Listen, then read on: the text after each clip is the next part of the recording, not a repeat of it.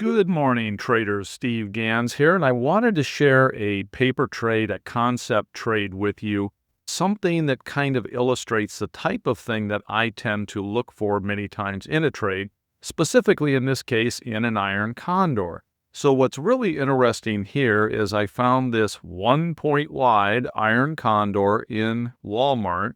I was able to actually get filled on this trade. I wasn't sure if I would or not.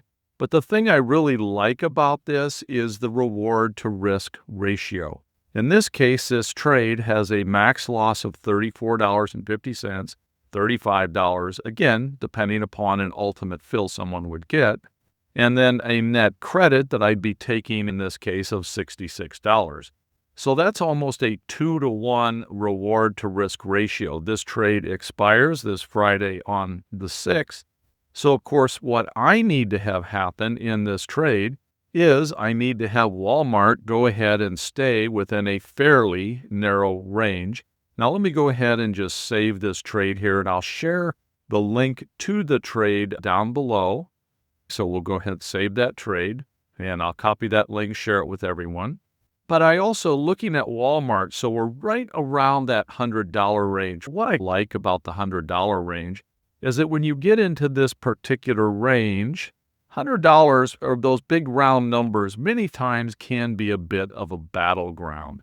Prices going up, prices going down, but those big numbers, $100, $200, etc., the big round numbers tend to bring attention and tend to bring a little bit of battling, and we can see that happen here previously around the 100 and happened here around the 100, and I suspect it may be happening again here around that $100 range. So again, this is a trade that expires in 3 days, so it's going to decay very rapidly. If I come in here and I look at my theta specifically, let's see here. There is my theta decay. It's going to decay at the rate of $4 a day, but that speeds up the closer we get to expiration. And of course, ultimately, if it stays within this general range, that entire credit amount will decay out of that into my account. Now, this is a very small trade. I'm not looking at trying to manage this or adjust it in any way. Other than in a live trade like this, I would probably take it off if I hit a 25, 30% profit in the next day or two, which is highly possible if this stays in this very tight range.